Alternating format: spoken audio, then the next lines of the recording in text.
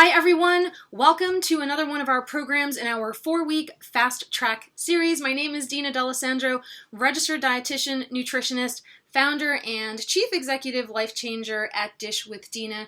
I've helped hundreds of patients and clients over the past few years meet their health and wellness goals, and I hope to do the same for you. This month, we are bringing awareness to heart health and cardiovascular disease with Taking Off the Pressure, the name of this program, where we will focus specifically on educating you on how to manage high blood pressure, which is also known as hypertension. We always try to establish and provide you with a list of objectives in these programs, and for this one, we've come up with 4 that we hope you achieve. The first is to know your numbers and your lifestyle habits in order to establish both a baseline and sustainable future goals for yourself. The second one is to understand the effects of sodium in the body, along with some other factors that may play a role in heart health. The third is to help you develop heart-healthy weekly meal plans and strategies to support your overall well-being. And the fourth is that you engage and interact with a community of like-minded people who are also looking to manage their current diagnoses of high blood pressure or other heart-related conditions and/or reduce their risk of hypertension and cardiovascular disease. The Taking Off the Pressure program is great if you've been diagnosed yourself or have been told that you're at risk for heart disease, either through your own lifestyle habits or genetic family history, medical history, or if someone close to you is dealing with high blood pressure and a little unsure as to how to manage their condition on their own. If that's the case, then aside from you watching these videos, we would absolutely love if you share these videos with those people as well, if you feel like they can benefit from this information. We realize that doctors may only have a limited amount of time and ability to share certain information with their patients, and unfortunately, not everybody refers their patients out to meet with a registered dietitian to help their patients manage their conditions through food and nutrition modification. So we are here to fill that gap. Before we begin, just a little bit of background as to what to expect in these videos if you've never gone through them before with us. So this is week 1 of 4. If you've participated in the other programs, you'll know that week 1 is just introductory. So we're going to ask you to kind of start paying attention to your habits, and then every week after that, you'll repeat something from the week prior and then build upon that as the weeks progress. In week 2, we will give you a nutrition education lesson related specifically to high blood pressure that could potentially change the direction of your future grocery shopping and eating habits. In week 3, we will discuss cooking and meal prep skills and strategies to help you create weekly meal plans that support your heart health, but will also hopefully work within your schedule and your budget. And then lastly, in week 4, we will put all of that together, we'll assess your successes and challenges, and then help you develop long-term goals so that these new habits stick and you can keep that momentum going once the program has ended. As you're watching these videos, please remember that it has taken your body a very long time to get to where it is now, and most people want change and success to happen very quickly or overnight. That's not realistic. In these programs, we hope that we give you enough information and tools to start chipping away at those old habits and replace them with new ones that will support your health. So each week in the video description underneath, we'll include the links, resources, downloadable materials to help you stay on track, and we will also ask you to complete some feedback surveys at the midpoint and the end of the program so that you can help us make improvements as needed. As of 2017, one of the leading causes of death in the United States was heart disease, and one of the reasons that we created this particular program in the series started with my own personal journey of having a history of high blood pressure that made me take a deeper look at some of my own lifestyle habits, which just goes to show you that even dietitians are people too. Hypertension is the most common primary diagnosis in America, with doctors stating that 1 in 3 patients have it, and that the average American takes in more than 3,400 milligrams of sodium each day, which is a little bit more than the ideal amount that's recommended for heart health according to the American Heart Association. So we're going to link below to some research and data that shows how excess sodium intake is directly correlated to the development of elevated blood pressure, which then increases the risk for heart attacks and stroke and kidney disease. Unmanaged hypertension can be a risk factor for all of these things, because when the amount of sodium in your bloodstream is elevated, then that reduces the ability of your kidneys to remove water, and then that elevates your blood pressure. So this extra fluid creates a strain on your blood vessels, and all of that is related to your heart and your brain health.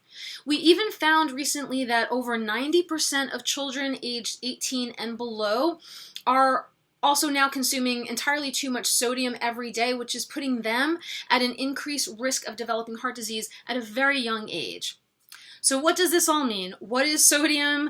How do you know where you're getting it? Well, we're going to share that information with you over the course of the next week's videos. For this week, we just want you to pay attention and be mindful of your numbers and habits in order to help you establish a baseline. So, do you have access to a blood pressure monitor, which is either an at-home cuff, something like I have here? Can you see that? Right, this is an at-home cuff that I can place on myself, and I can monitor my own blood pressure at home or at a doctor's office. So if you go every week or you have access to a clinic, that's completely up to you. Or even in a pharmacy, like a local pharmacy might be able to do that as a free service. So you can even have access to a blood pressure monitor there regularly. The second thing to the question that we have for you is, are you already diagnosed, or have you been at risk for a diagnosis of hypertension in the past?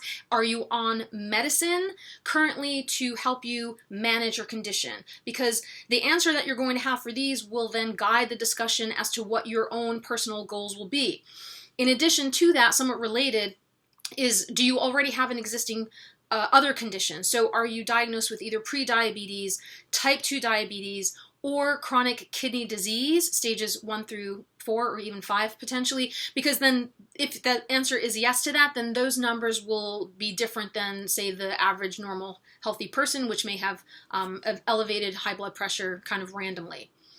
I'm going to share with you here a slide that's going to show you the categories of the numbers of what is deemed elevated high blood pressure, and then different stages, and then a critical event, so that when you are taking and monitoring your blood pressure either at home or at the doctor's office, you can kind of track these numbers and write these down. So these numbers are going to be one number that's a higher number, like a 3-digit number, over a 2-digit number. In the past, normal regular healthy blood pressure would be considered 120 over 80, what they call 120 systolic blood pressure over 80, which is the diastolic blood pressure reading. As of November of 2017, those numbers are now considered elevated, unfortunately. So anything below 120 over below 80 is now considered the new normal. So you've heard that right. 120 over 80 used to be normal, and now that's actually categorized as elevated blood pressure. So obviously, as you incrementally get higher than that, you can have different stages of blood pressure or be in a critical condition where then you would potentially have to be hospitalized and or put on medicine, depending on how you and your doctor are discussing this. So the normal blood pressure is now defined as less than 120 over less than 80. And again, here's that slide for you to view and screenshot if you want to, or pause it, or you can download this if you want to as well, through the American Heart Association. So how do you take your own blood pressure reading? Well, if you are doing it yourself, you have like a cuff or something, you're going to start off at least 5 minutes before you're about to take your blood pressure reading in a chair, comfortably, properly positioned, seated upright, and quietly for about 5 minutes. Please, 30 minutes beforehand, avoid any caffeine, physical activity, or smoking. So make sure you have all of that cleared out of your system before you take your reading. And then make sure, if you are using a cuff yourself, that it's appropriately sized. So the one that I have here has a little Velcro closure on here so that I can, adjust it to my own wrist, and or if somebody else in my home is using it as well, they can adjust it to their wrist size as well. And then you'll just follow the directions. So you're going to place the cuff around your wrist. You're going to press a button that will inflate the cuff, and it will give you the reading. And then once that reading is set and confirmed, you can log that, or some cuffs actually have the ability that you can save that in like a daily diary. So whatever you want to do, we're going to give you a template that you can download and handwrite all this information in there yourself, or you can just save it onto the cuff if that's what you're doing. Obviously, if you're taking your measurements outside, then bring something with you to write, website or have them print something out that you can bring home and keep track of that. If you are currently on medicine for your high blood pressure, so you're currently taking meds, please do not stop taking them without your doctor's approval or guidance. Unfortunately, some people with high blood pressure, when they stop taking their medication without any guidance or approval through their doctors, when you're on medicine and you're taking your blood pressure and it's coming out normal, that means that your meds are doing the job. They're helping you bring that number down. So if you halt your medication quickly or without guidance, that allows your blood pressure to rise again, and then all of a sudden you're put at risk for stroke or complications, and we do not want that happening. So we definitely do not advise you take that upon yourself to do that. One other thing that we want you to keep track of, or many other things as far as lifestyle habits go, aside from taking your blood pressure readings in the next week alone, is keep track of your food habits. How many whole foods are you eating? How many fruits and veggies, whole grains, high quality proteins? How often do you eat outside foods or packaged foods, processed foods? How often are you cooking at home or eating in, where you are in control of the seasonings and the salt content of your food? How much water are you consuming over the course of the day? And how physically active are you every day over the course of the week? So now that you have all of that information, again, this is a very quick introductory video for week 1. We are going to provide you with your homework assignments. And yes, we do homework assignments here on these 4-week fast track video series programs.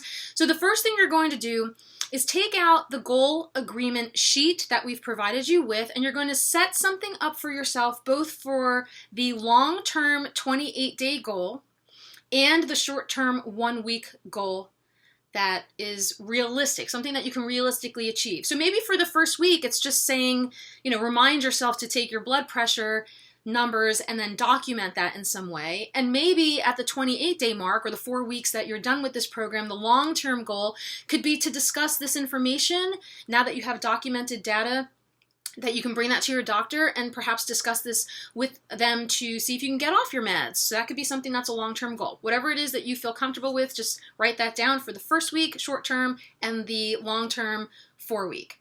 The second thing is take out your activity log. So this is helpful for people who don't really keep track of stuff. So you can use it as a checklist. So the next few days of this first week, check your blood pressure, write it down, monitor your habits, etc., and make sure that you keep that somewhere close by, because that'll be like a little checklist. And obviously, you can use your own notebooks or smartphone apps, whatever you feel comfortable with. We just figured we'd give you some templates here to work with as easy reference.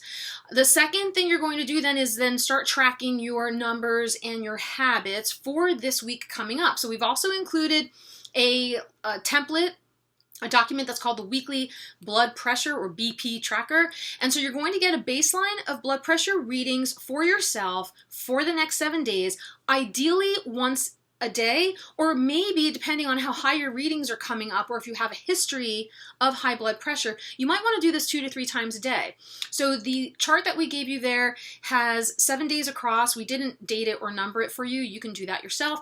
And then we also have time slots. So we have morning, mid-morning, afternoon, etc. So depending on when you're tracking this stuff, I would probably recommend you do a reading in the very beginning before you eat breakfast or anything. As soon as you get up, situate yourself for a few minutes, sit quietly, and take your first blood pressure reading. Then over the course of the day, as you're eating, as you're moving around, as you're drinking, see if you can take another reading then, someplace in the mid-range, mid-afternoon or so, depending on what your day looks like or your work day looks like.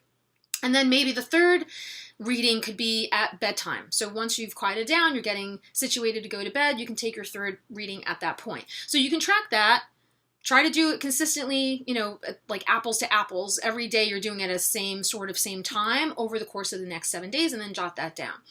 In that same document, spend each day being aware of your other lifestyle activities, things like your eating habits, what you're eating, what you're cooking, what you're drinking, when you're drinking it, how much physical activity you're getting, and then jot that down. Because in the bottom of that sheet, we do have little check boxes that you can mark off different food groups that you're eating and start understanding your habits over the course of a day or the course of a week. And that'll help you with assessing where you might need to make change as the weeks progress and as we teach you some more of this information to help you manage your condition, or at least reduce your risk of heart disease down the line. The third homework assignment, am I up to 3? I can't remember. I think it's the third. The third homework assignment is just really quickly, if you can, take a minute to comment below this video with whatever, your goals. If you're curious about learning something, you can add that in there. There's also, as always with these video programs that we have here, we always have an assigned private Facebook group. So feel free to go off and join that as well. We've linked that below where you can share with the community, but you can also ask us direct questions. I have a whole team of Dish with Dina people that are on standby who will help answer your questions as they come up. And we'll also put prompts on the wall there too, just to make sure you're keeping track of all of your activities and your homework assignments. The other thing too, you can reach out to me if you need to have some more individualized guidance. I do offer a free 15-minute phone call, like a private mini counseling session, and then obviously if we deem it appropriate, I do charge for larger sessions with me, but we can always figure that out once we speak. Or you can interact with me in a live Q&A. So sometimes randomly I'll just post a notification as to when I'm doing a next live Q&A on any of my social media platforms like Instagram, Facebook, etc. And again, all of this information is linked down below for you to access. So everything that we've discussed in this video, as I said, the downloadable materials, the resources, etc., are linked below in the description section. Please give us a like, or, give us a thumbs down too. We'll take constructive criticism at any time. You feel like giving us feedback, that's totally fine. As long as you're engaging with us in some way, we're happy. Subscribe to this channel, opt in to receive notifications so that you know when we're publishing and posting new video content. Share this with others. As I said, comment below and give us feedback. Click the Dish with Dina website link as well, then you can join our email list and interact with us in a different way aside from these videos. We thank you very much for letting us help you embrace and develop new relationships with food, and we will see you again next week.